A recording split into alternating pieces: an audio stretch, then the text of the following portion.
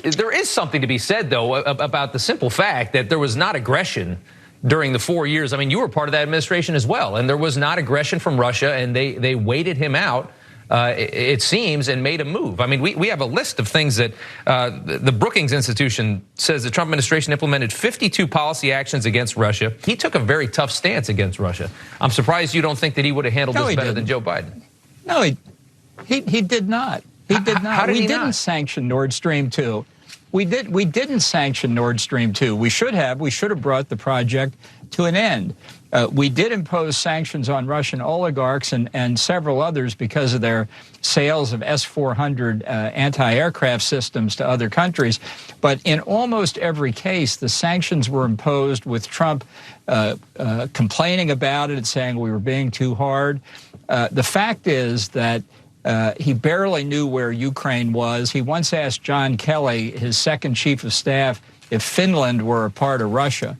It's just not accurate to say that Trump's behavior somehow deterred the Russians. I think the evidence is that Russia didn't feel. Let me finish now. Yeah, okay. Didn't feel that their military was ready. Let me finish now. So there you have John Bolton. He was going on and on with Rob Schmitt from Newsmax about Trump's readiness and knowledge and everything he had as far as what was going on with Russia during his presidency. Now, he also went on the record, he corrected Schmitt on his handling of Ukraine as well, which many people have been trying to say, but it's different when John Bolton jumps in. Let's watch.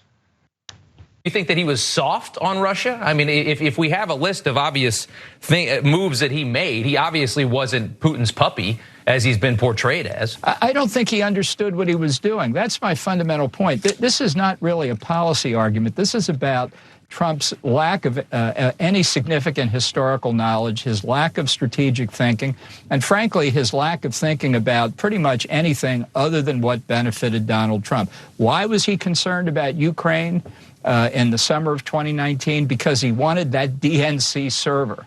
Why was he concerned about corruption in Ukraine? Because he was looking for an excuse to cover the reason he was refusing to send $250 million of security assistance to the Ukraine. And only when that finally blew up in his face. He did send some assistance, though. I mean, we did sell them arms. It was mandated by Congress, and the danger was we were coming up to the end of the fiscal year. He made up the reasons that he did it. He wanted to apply pressure for his own political purposes. My point is Trump was not fit to be president. He was not competent to be president. You worked for him, though. I did. I mean, you wanted to be on that try team. And help protect American. That's exactly right. To help protect American national security. Bolton was like body blow, uppercut, right cross. And then there was a quick aside there. Schmitt said, but you worked for him. I think that brings it all together, Adrian. There's all this criticism. And by the way, Bolton was hitting every point correctly with the facts and what Trump was up to and how these things worked out. And he knew direct knowledge of how clueless Trump really was. But again, you worked for him, bro. You know, and to some extent, okay, I know Bolton had that nice, pause there. So clearly, he was knocked off guard. But I do think that there is some legitimacy to trying to get in there and trying to do your best to protect the American people. But I also think that there is a lot of opportunistic angles here, especially when you stay silent about a lot of the misgivings and the inappropriate moves and behavior, and you bolster up this administration and you tell the lies and you do all this song and dance, but then you decide to tell the truth, write a book after you leave. I just, I think it can be a catch-22 type situation, but I really do appreciate the fact that Bolton's out here laying out facts. I just wish it weren't so much on Newsmax, but I do also wonder who the hell watches Newsmax. Yeah, maybe that's one of the reasons he goes in that direction. No, like I thought that too. I'm glad you brought up that as far as like getting in there and thinking you can change things. So once he's in there and sees that he can't change things, maybe that's when you start pushing back. Now, maybe privately and secretly he was pushing back and couldn't get anywhere. Maybe that's why he's so angry right now.